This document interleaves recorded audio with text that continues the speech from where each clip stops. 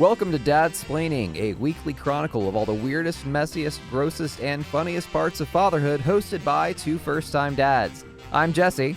And I'm Brandon. So today is Monday, May 7th, 2018. You are listening to episode 2 of Dadsplaining. Last week, we recorded the pilot episode, and you heard a little bit about the pregnancy phase and the psychological and emotional changes that we go through from becoming men or boys into becoming dads and all the fun stuff that goes along with that. Today we're going to talk about something else that no one ever really tells you ahead of time, which is when you have a baby, you can kiss a healthy sleep schedule goodbye. Am I right, Brandon? Absolutely. We're going to be talking a lot about sleep schedules, sleep deprivation, and just generally what you should be doing when you're not otherwise getting sleep. So as we kindly referred to here, this is the part where you're going to enter the zombie mode, where you're just never going to be asleep. You're always going to be tired. You're going to have to be awake almost all of the day. So we're going to delve into all of the unpleasantness and share some of the funny things that end up happening that you kind of have to laugh at. Otherwise, it's not really worth it. Mm-hmm. Okay, so let's go ahead and get this out of the way. If you haven't had your kid yet, here's a bombshell. Accept it. Get used to it. If you're used to sleeping 8 hours a night, that's not going to happen for a long time. You are going to sleep about 2 hours and wake up, and then you're going to go back to sleep for 2 hours and wake up, and you are going to repeat as necessary. That may come as a shock to you. That may have never happened. You may have thought, you can't survive on that amount of sleep. You'll die, I'm pretty sure. Not true. You will live. You will survive. It will suck for a while, but your body will adapt, I'm telling you. Yeah, it's the most severe kind of hardship that most people have probably been through. When you don't get a lot of sleep, a lot of weird, interesting things happen, and you don't think that you can do it, but luckily we're here to tell you that you can do it. Absolutely. You can make it through. It's going to suck a little bit, but just remember it's for the kid. It's for the kids. Exactly. And, everyone's got a different sleep schedule to start off with. One thing that kind of gave me the advantage when I became a dad and we entered into that really weird intermittent sleep schedule where you really weren't getting more than 4 to 6 hours a night is that I kind of had that as a previous experience. So Brandon and I have been friends for about, 7 years now, somewhere around there? Somewhere in there, yeah. And for about a year and a half in that, I worked a really rough job. Just the worst. Yeah, it was a mess. And as a result, I would probably get about 4 hours of sleep a night, sometimes less, sometimes a little bit more. But it was to the point where we would hang out on the weekends and I would literally fall asleep while everyone else was having a conversation. Yeah, absolutely. We go out to dinner with him, our wives together. We're sitting at the table. Jesse's just snoozing. He's ready for the coffee at like 10 o'clock at night just to perk him back up. We would go to a movie, say. We'd have to load him up with caffeine if we thought he could make it through the movie. Oh, yeah. If we were having mixed drinks, I think a couple times I would go for the vodka Red Bull. I don't think I ever told you this, but I actually fell asleep in your bathroom one time. That's how bad it got. I'm glad it was comfortable for you. Yeah. So I had a little bit of that going into it. My wife, not as much. She was used to more of a normal 9 to 5. She didn't have a long commute to worry about. So she would usually sleep 6 to 8 hours a night, and sometimes she would have trouble with insomnia. So it's not like she was a complete virgin when it came to sleep deprivation. But for her, it was a little bit more of a stark change than it was for me. But no matter what kind of experience you've had in the past, it is a little bit jarring to get that little sleep. And one thing that really will help you out, and it helped us both out, is taking some time off work if you can do it. I know that's not a reality for everybody. Some people you can't afford to. Some people your company doesn't have the right policy.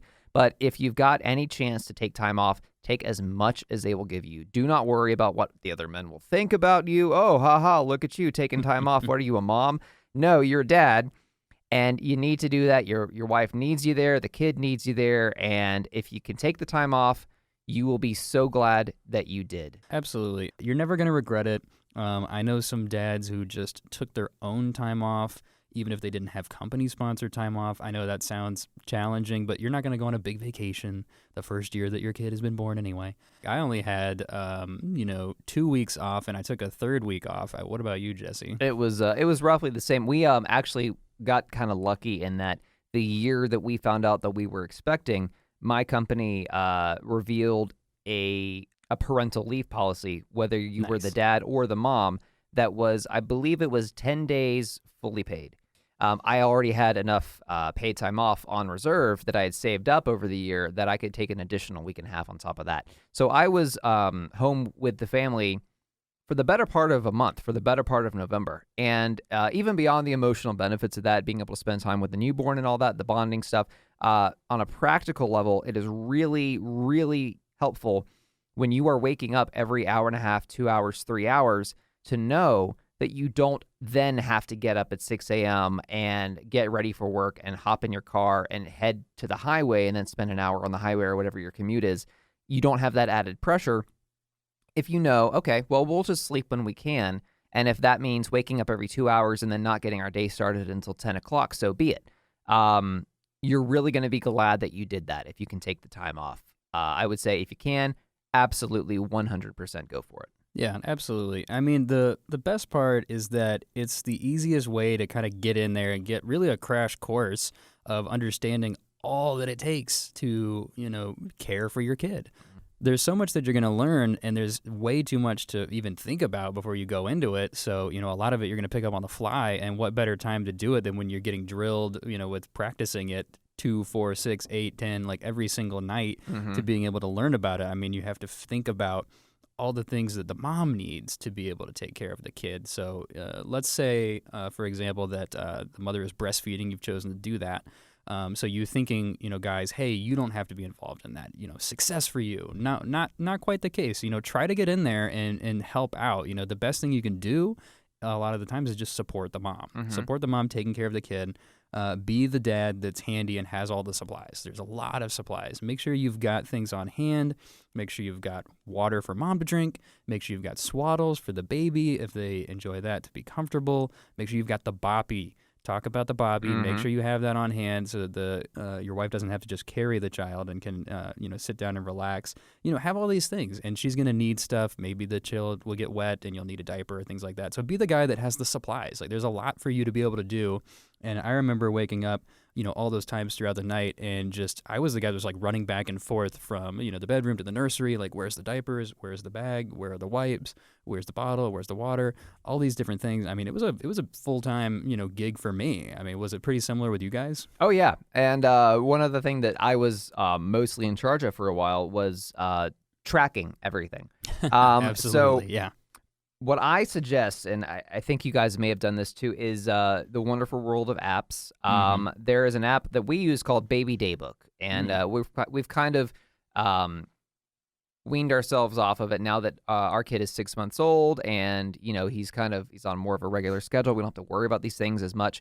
But we had an app that helped us track his diaper changes, whether they were wet or dirty, breastfeeding, whether it was on the left or the right breast, bottle feeding, bathing. All the things that when your kid is a newborn, you are too sleep deprived to remember when is the last time you changed a diaper. And you also, if you're a first-time parent like we have been, you're not exactly confident in, okay, am I changing him enough? Or are we breastfeeding him frequently enough? When is the next one coming up? So you've got that kind of on your mind as well. Get an app, and as a dad, be the one to take charge there because your wife is going to be actually the one getting her hands dirty. In many of those cases, you want to be there to kind of coach her through it and keep track of everything and make sure that she doesn't have to put the mental energy into that kind of stuff since she's putting a lot of the physical energy into everything else. Yeah, exactly. I mean, the key, again, is to be the sane one in the relationship in this moment. Now, both of you are not getting sleep if you guys are staying up with the kid at this point. Don't worry about that. It's not a competition. But, Jesse's right. Your wife, in this case, or your partner is going to be taking care of the kid. Let's say they're breastfeeding, like we've talked about. Then they're doing a lot just with that. They're holding the kid. They're making sure the positions are correct, making sure that the latch is working. There's a lot that goes into that, by the way. And there's a lot to go into just taking care of that side of things. So the dad needs to be the one who's got a little bit of mental capacity, like Jesse's talking about. Write down the poop times, write down if it's wet and dirty, write down like when you do the feeding. And really the best part about writing down all this stuff is that you get to take charge of that sleep schedule. So you can say, okay, my kid just woke up. It's 1:30. Yes, I get to sleep again until 4. Okay, that's when I have to wake up again. Because sometimes the kid's not going to wake up on a 2-hour time schedule, but you need to be the one making sure that they wake up. Exactly. This is really important to get the sleep schedule right for your kid. Now, they may they may wake up and wail and make a lot of noise, but you really have to be on top of the wife and the baby, making sure they stick to that schedule. Exactly. Yeah. Many times in the very beginning, I was the one setting the alarm saying, okay, it's been 2.5 hours, however long the doctor told us we needed to breastfeed every, so often. The baby was sometimes asleep. He wasn't like screaming, getting ready, I need the food now.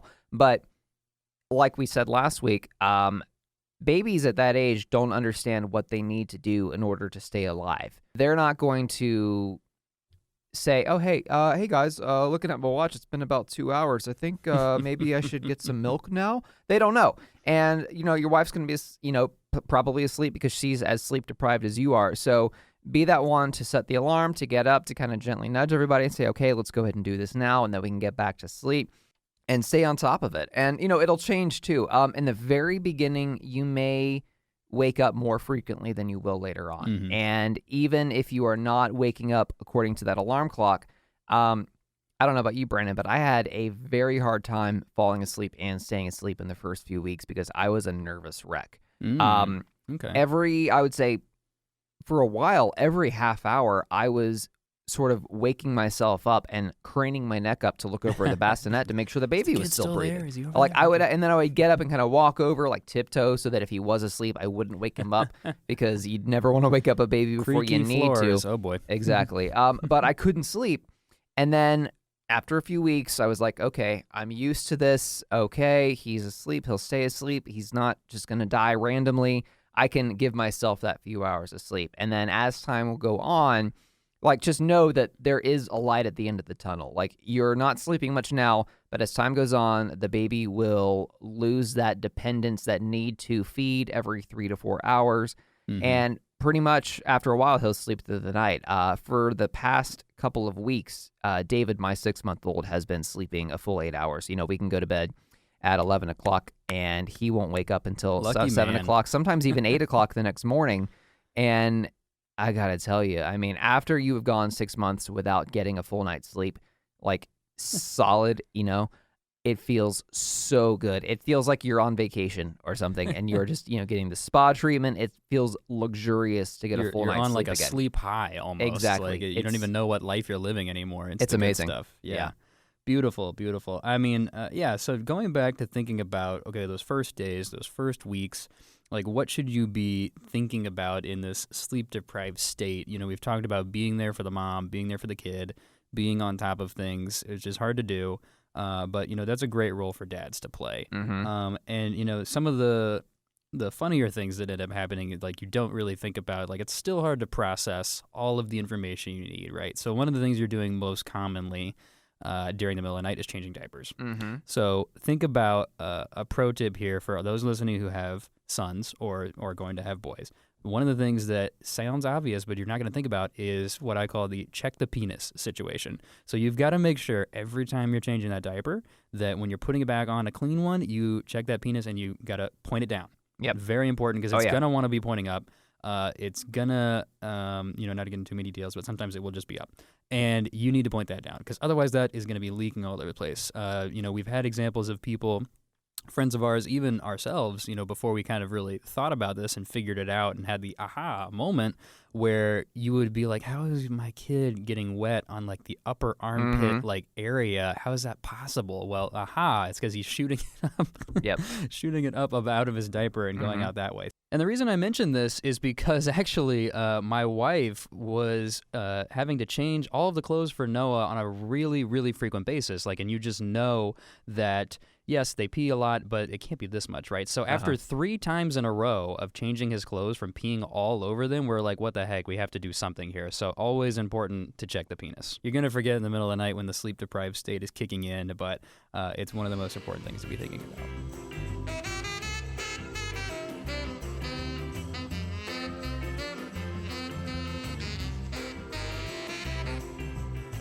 So in the middle of the night, after you have changed the diaper, after the baby has been fed, many times he or she will fall back asleep with no problem because they've got a full belly, they're clean, they don't have anything going on in their diaper that is upsetting them.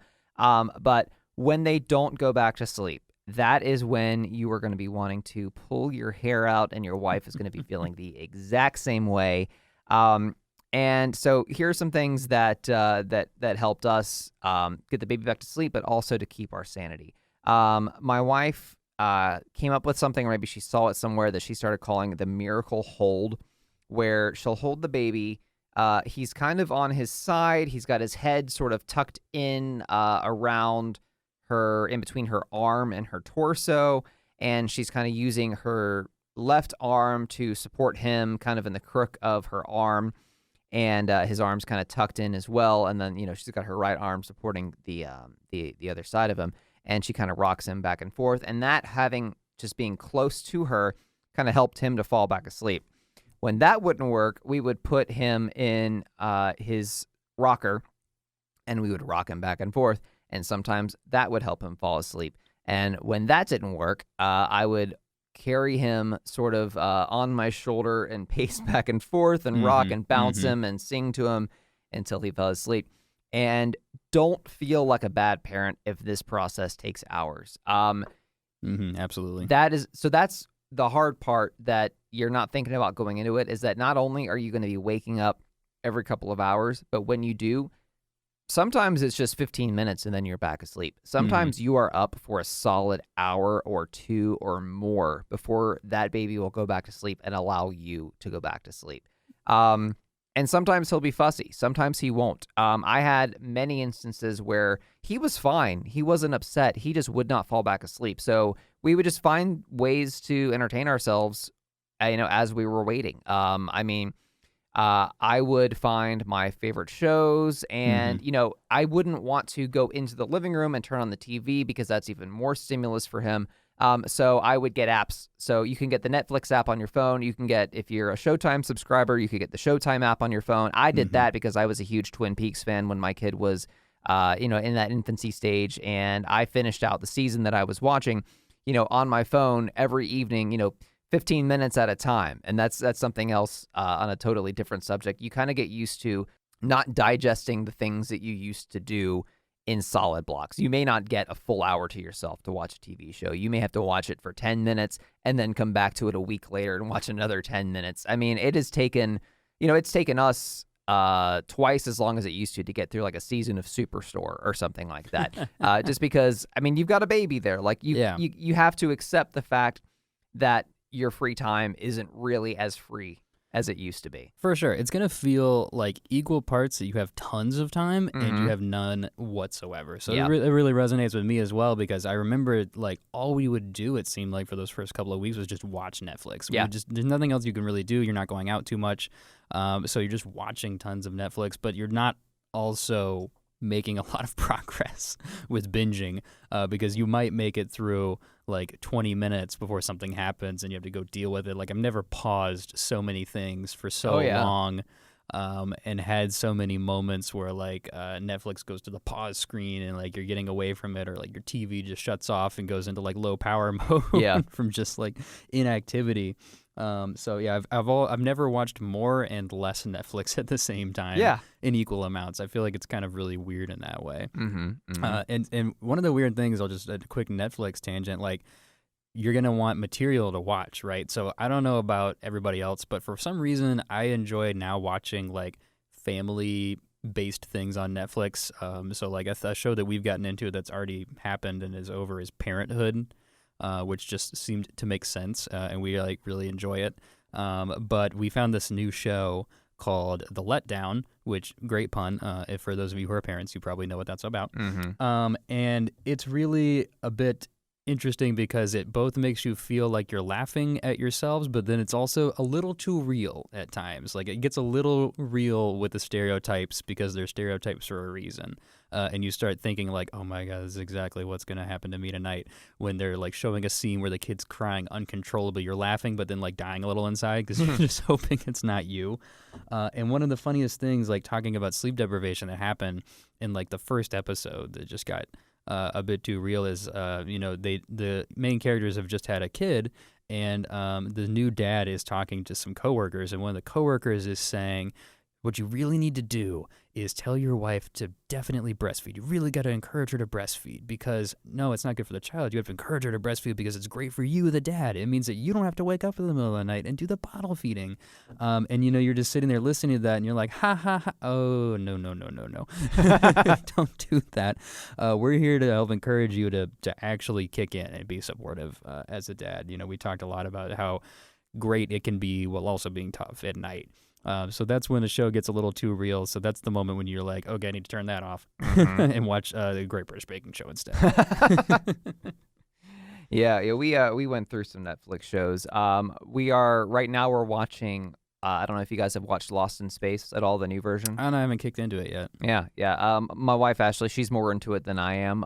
But it's a good solid show, and we're still in that phase where the kid is not going to be scarred if you are watching something with PG-13 or R-rated language. Right. Yeah. And my advice to you is enjoy that while you can.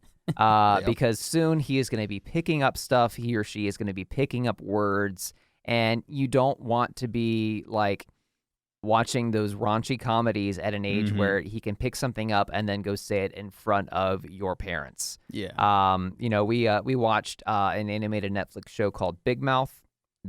It's absolutely hysterical. I mean, we are crying laughing, but it is so R-rated. It is so graphic. It's about like kids going through puberty and stuff, but it doesn't hold anything back. Like it's like super bad but animated. Oh my god. And we're watching that while we can, because I know that 6 months from now, well, maybe not 6 months from now, but maybe a year from now, when he's picking up stuff and learning to repeat sounds, I don't want him dropping an F-bomb, in front of his grandparents. So we're getting all of that out of our system right now. Yeah, you gotta try. And even with these like wholesome shows, there's gonna be that scene where like two kids are making out, or like the sex like conversation comes up or something, or it just gets really loud. Like the funny thing to me, which I get, but if my wife is like holding our son and like we're watching a show and it's super dramatic and people are shouting at each other, just like covering the ears of our child to like prevent him from like being exposed to this intense like dramatic like anger. Like you don't want the negative energy in the space. Or if there's like really like a graphic scene, all of a sudden you're like gonna hide the baby over to the side, and you're like, oh, it's hilarious. Oh wait, yeah, my child. Oh no, what are they picking up? Yeah, and at that age, like up until they're a year old, honestly, they're not gonna pick it up. Yeah. You really do not feel guilty if you're watching something that is not appropriate for children, and your kid cannot speak yet and really like can't see that far in front of him, and it's just learning finally what faces are and learning to distinguish like shapes in the distance and to distinguish motion and movement and all that kind of stuff. You're fine. You're good for a while. Yeah, but be thinking about it in the long term. So yeah, get all your Silicon Valley out while you can. Like have We're fun doing with that all right of now. that. Yeah, Yep. exactly. Same deal.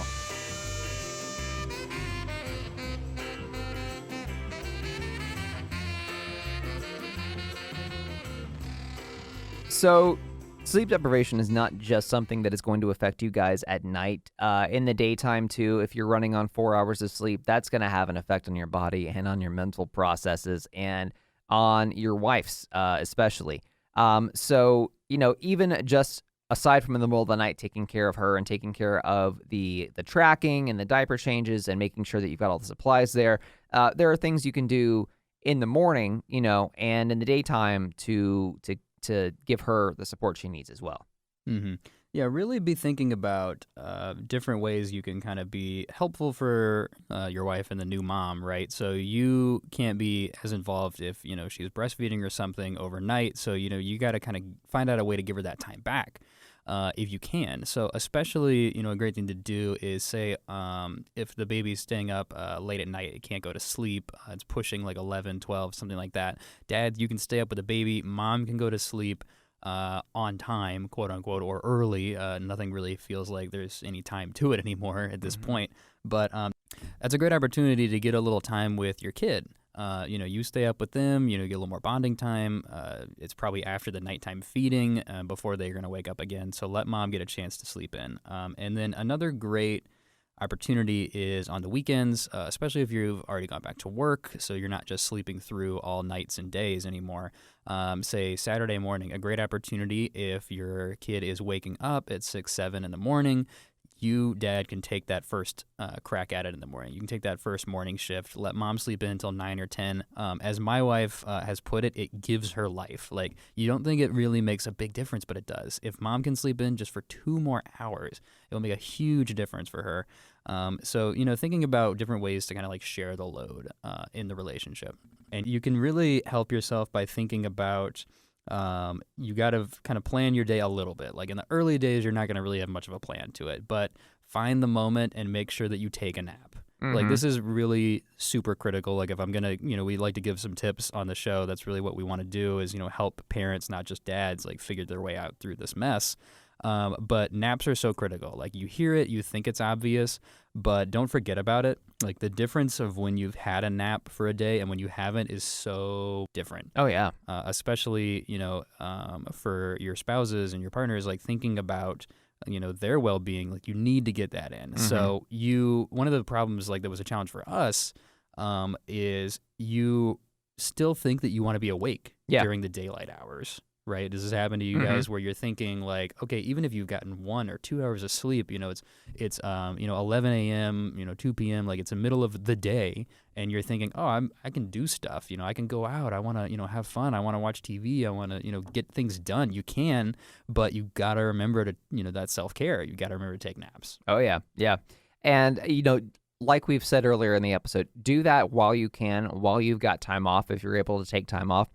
And then once you have to go back to work, like figure out ways to make it work. I remember in the first few weeks that I was going back to work, my kid was still waking up every few hours to feed.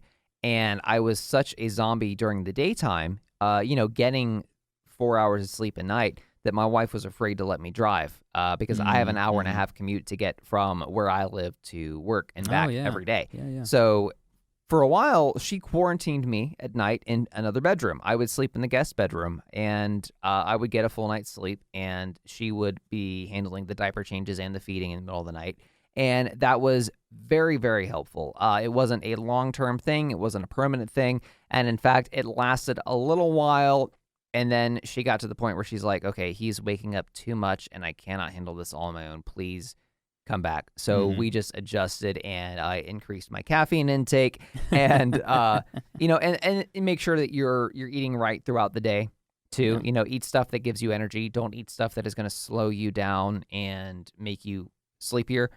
You do not need to help yourself get sleepier during the daytime because you're not going to be getting much sleep. Yeah, that's really important to be thinking about, everyone. Like the great thing you can do as a dad, again, is to be thinking about not just yourself and your own care, but the mom, your partner and the baby. Like the baby's going to sleep a lot more just naturally. They're going to go in and out, sleeping time, wake time. But it's such a big difference.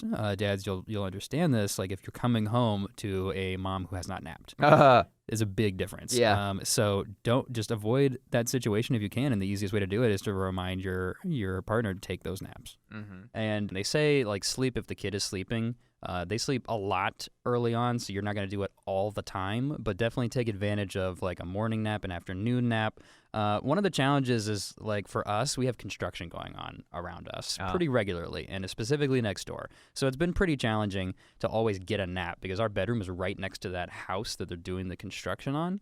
So, you go into the bedroom, you try to relax, you try to lay down, and then chainsaw's going and hammering and things like that. And but just remember that as long as you're the kid is like asleep and you're laying down, you're kind of unplugged. You're not watching TV, you're not on your phone. If you just kind of chill and relax, close your eyes, as long as you're doing that, you actually are getting a lot of benefit. I'm not like a sleep psychologist, but I think you get something like 50-60% of the benefit of sleeping, even if you're just relaxing and chilling with no stimulation. So just keep that in mind, folks. Like be aware, if you can't get a nap in, don't struggle with it, don't stress about it, but just kind of try to just calm yourself down for a bit.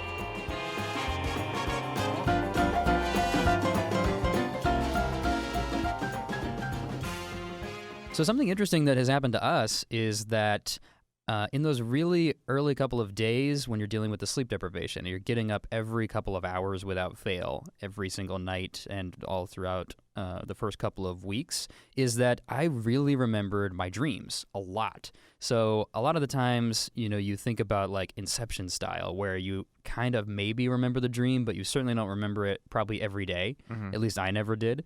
But in this early couple of days with so much sleep deprivation, and you're always waking up like every hour or 2 hours, I was always like right in the middle of a dream. And so I was always remembering the crazy dreams that I would have. And Austin and I, the kind of fun thing to do was like almost swap dream stories, which felt really weird because we both never really remembered them. And, it gets so bad, and like the crazy kind of things that you dream about are really weird. Because you're having a baby, so now all of a sudden you have these weird other things you're thinking of. And my wife had a hilarious story where she was so sleep deprived, always dealing with waking up to change the baby and things, that she had this crazy dream that he was peeing so much that she had decided to like stick a catheter in him to like catch the pee so that she didn't have to change him anymore because he's just peeing too much. And I was like, poor us. I'm like, yeah, that'd be so amazing if we could just do that instead of a diaper. So crazy dreams just kept coming up, and I just remember them all the time. So, I know we're talking about sleep deprivation today, but in general, the first few months that you've had the kid, you're going to learn some things on your own, and it also helps to take some tips from some guys who have been there. So, Brandon, in the immediate aftermath of bringing that kid home from the hospital, and for the first couple of months in your case, what have you guys learned that has kept you going? So the big takeaways, from my perspective, is probably just thinking about the self-care that's really important. We talked about naps. We talked about being there for your wife, giving her some of the relief in the late nights or early mornings. Those are absolutely critical. Like happy wife, happy life, but like happy family, happy life almost. You've got to be looking out for your partner and for your kid or kids. The things that I didn't really think about but are like really important along the way, I think one of the more important ones that I would highlight for everybody is like make sure that the mom is staying hydrated. Yeah. It's something you don't really think about, but in order for the milk production, if they're breastfeeding especially, you really want to help stimulate that and kind of keep that up. Your kid's going to need more and more over time. So you really want to promote that. And one of the best ways to do that is to be hydrated. It's like if you're taking care of yourself and staying hydrated and drinking water is going to really help with the milk production, which is going to make breastfeeding go a lot better. So really make sure, again, dads, that you're staying on top of your partner, making sure that you're bringing them water, giving them a big cup and refilling it for them all the time. Anytime you think about it, say, hey, have you had some water, or have them drink some water. So drinking water is really, really important, really, really critical. And, if you're someone like me, like my wife did not drink water. She does not really like to have it on hand or drink it. She didn't do it. I love drinking water, but again, I'm not breastfeeding. I can't help with that. So be there for them, dads. Be there with a cup of water at the ready all times. Oh, yeah. And so here's one thing that we have learned, and this is for moms too. Go easy on yourselves. There are going to be times where you are not going to get it right. You're going to do something wrong. There are going to be some times where you're going to make some big lifestyle changes, and you were going to have to settle for things that you did not used to have to settle for. And you're going to feel like your life has just changed so much. And in many ways, you're going to feel like you are not up to par and you are not up to the standards that you used to be up to. Go easy on yourselves. Dads, this is kind of weird, but your weight may fluctuate.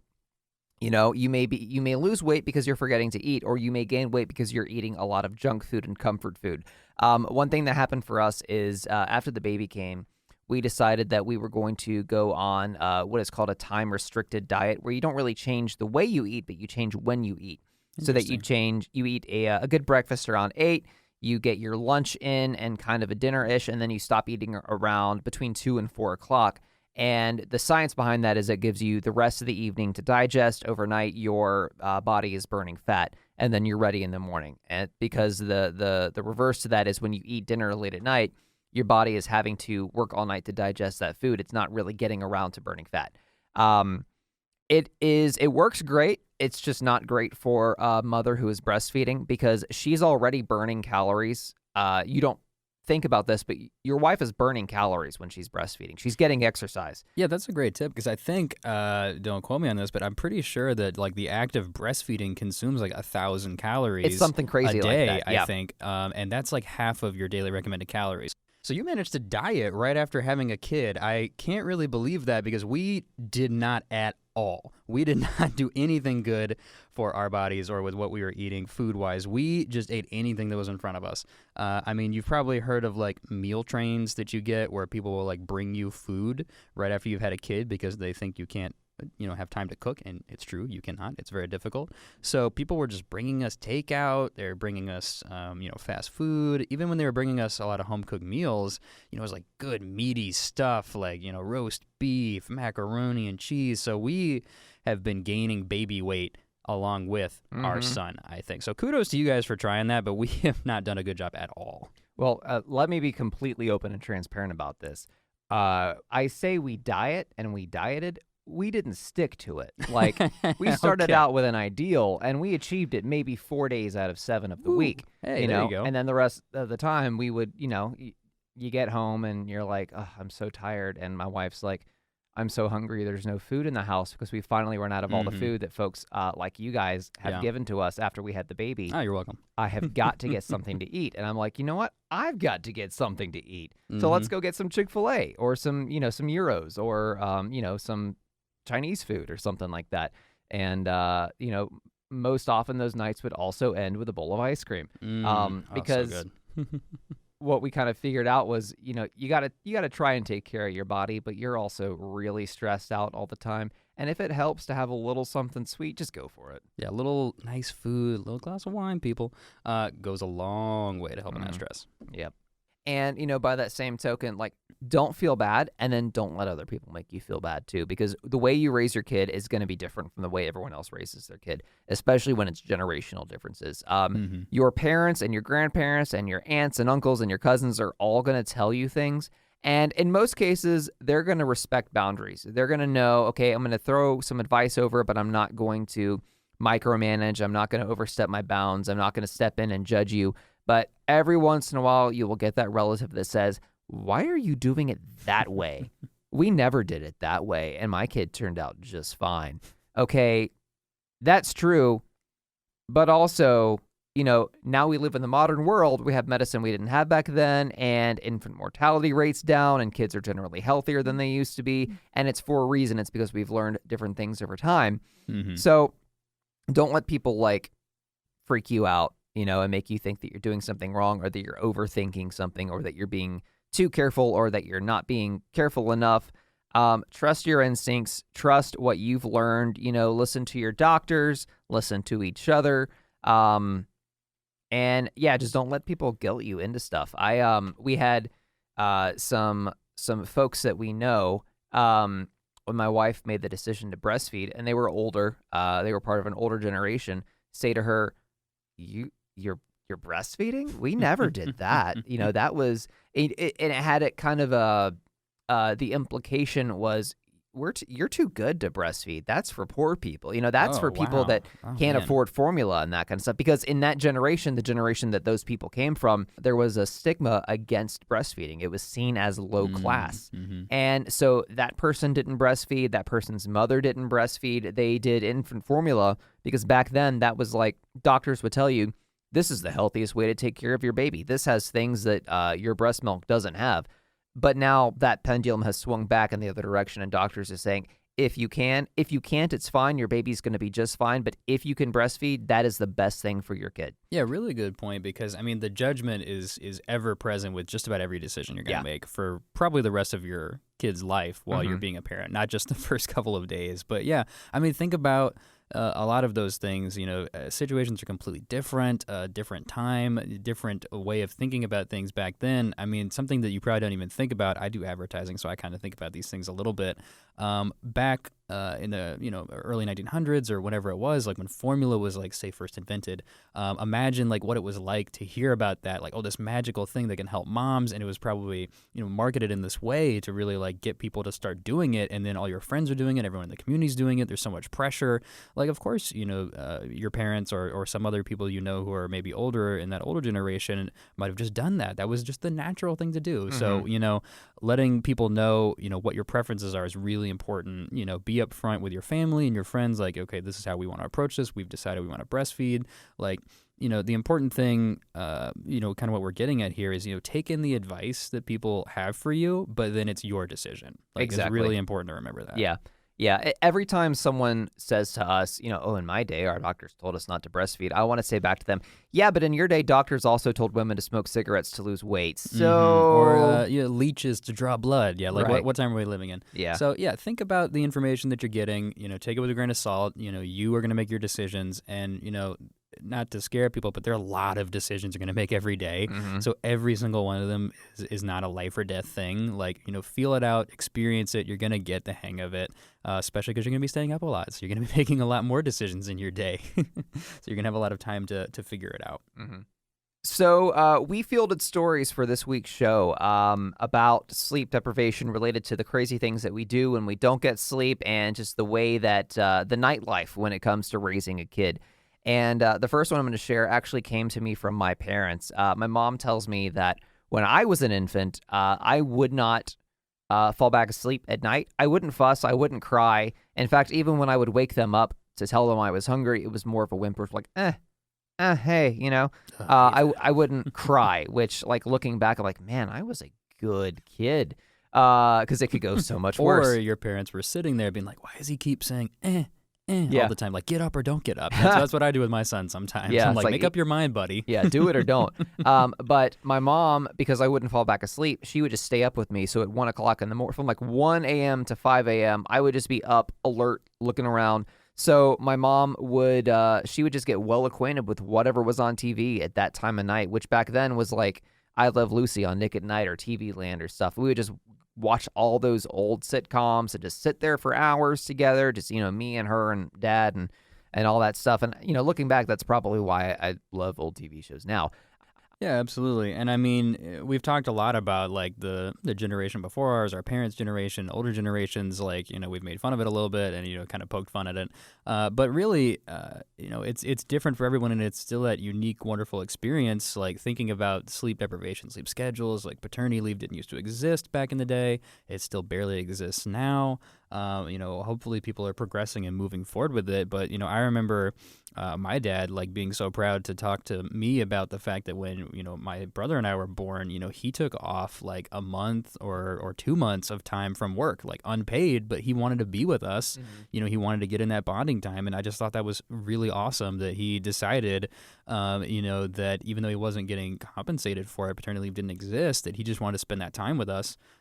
So, take everything with a grain of salt. Things have changed a lot for sure in how you can take care of your kids. But at the same time, our parents still really want to be there for us. Jesse's parents obviously wanted to stay up late at night with him and watch I Love Lucy reruns. Yeah. So, always cherish your parents. Oh, yeah. And my parents didn't have the option, neither of them. My mom worked for a family business and had a very important job at the restaurant that she worked for her dad. And my dad ran his own business with a business partner. Neither of them really had the option to take much time off. So what my mom would do, luckily it was a family business, I was basically raised in the kitchen of that restaurant. My granddad would have an office in the back, and she set up a sort of a daybed for me. The playpen and the bassinet and all that stuff rolled into one. And she would keep me there during the day. And then at a certain point, my grandmother would take me home with her because my grandmother worked at the restaurant too. My grandmother was like the head manager. My granddad was the owner. My mom ran the front. And then after a while, my dad worked in the back. So everyone worked there.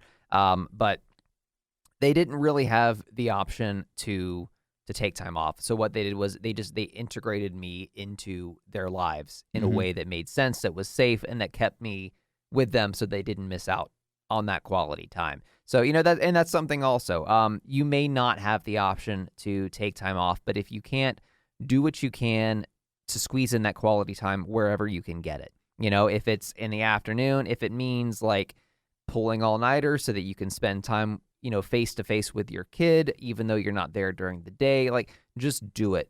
Just do what you can. Take care of yourself. Take care of that kid. Don't miss out on this time, because it's a cliche, but really it is time that you will never get back. Mm-hmm. Absolutely. So thinking about some other stories, we got a comment from a coworker of mine. Shout out to my friend Joey. So he is likewise a new dad. He's about 2-3 months in with his son. So talking about the sleep schedules, the sleep deprivation, like what were challenges for him. So some real talk here. He was telling us that basically after not very long, his wife told him that he could not be on nighttime duty anymore. He could not get up with her and help with his son because he was so grumpy. He's one of these people that, like, when he's awake from a dead sleep, he will let you know about it. He's not happy. So his wife would joke that he was the big baby in the room, and she already had a little baby to take care of. So he could not be involved in that situation. So it sounds tough, for the mom to deal with that. But, the way that they got around it is that he then shifts that focus. And he knows that she likewise will have challenges like being up overnight or being at home with the kid. And so he is there to take care of her. So again, going back to some of the things we've talked about, my friend here is basically saying that, like, okay, he's not the best at nighttime care, own that, realize that. So what do? You focus on taking care of your wife. So he is great at caring for her, and then she is good at caring for the child. So you're still getting that in. And I think that's a really great tip. So shout out to Joey. Oh, yeah. So this next story comes from my wife's cousin, Kenny, and this is an after-birth story, but it's still a great one. Amy, his wife, and I showed up sleep-deprived to his daughter, Tova's first baby doctor appointment with no diaper bag. And, of course, stripping her down to put her on the scales revealed that we desperately needed it. Mm-hmm. And then there's a poo emoji. Perfect. It was the first of many embarrassing parenting moments. So that is a true fact. Parenting is messy. Same thing. The delivery is messy. The pregnancy is messy. Everything after the birth is messy. Take it from a former germaphobe who had to get over that mess really, really quickly. Mm-hmm.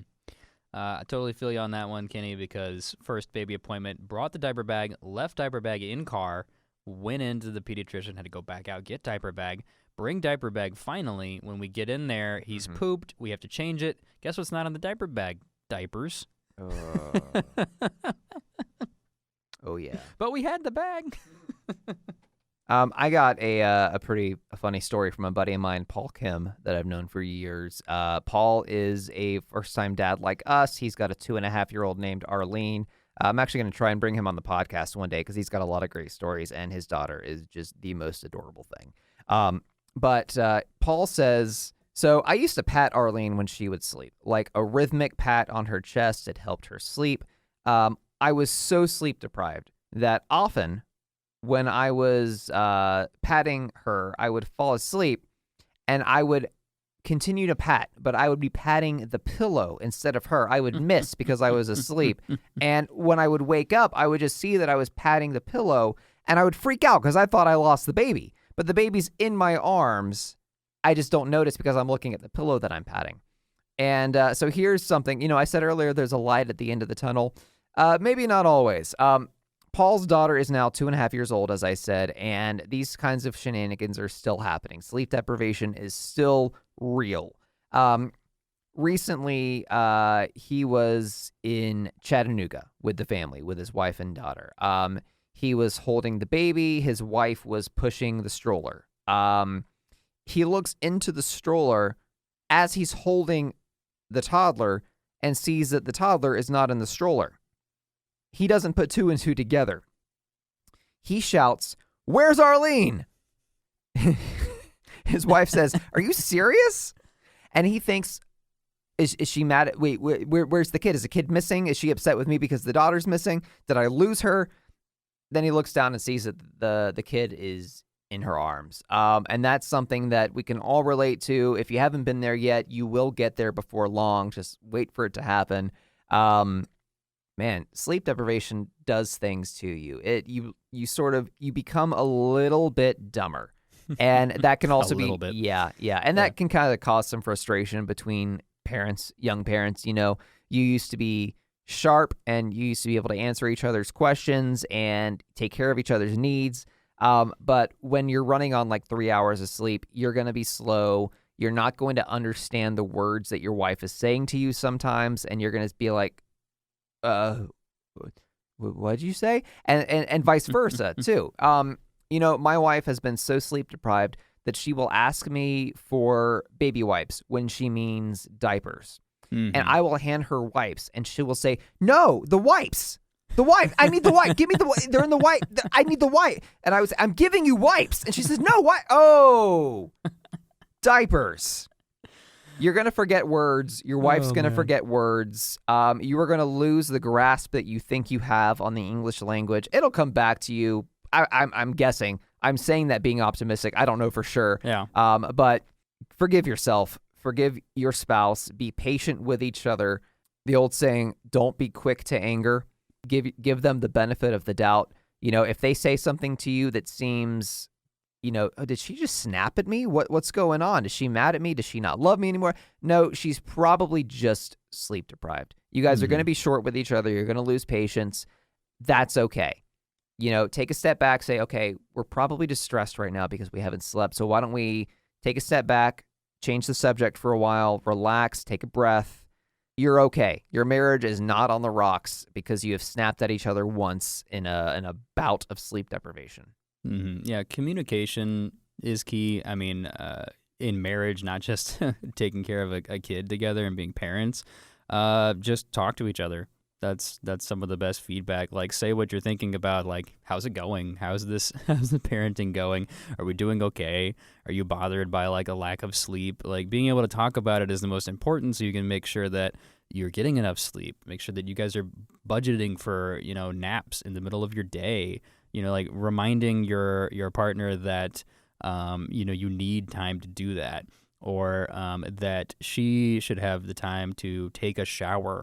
And that you guys like trade off. Like, one of the things that we do for each other every night to help that has nothing to do with sleeping is just making sure that we each get like 30 minutes to take a shower.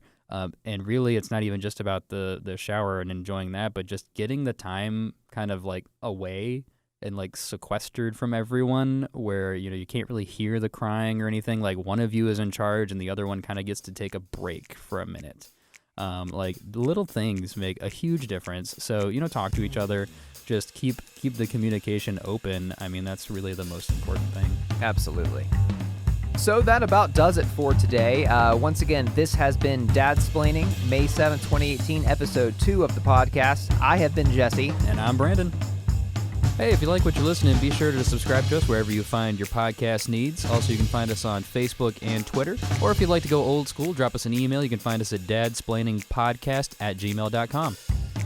Hey, Brandon, I got a joke for you. Why did chicken coops only have 2 doors? Why? Because if they had 4, they'd be chicken sedans. So bad. Thanks for listening.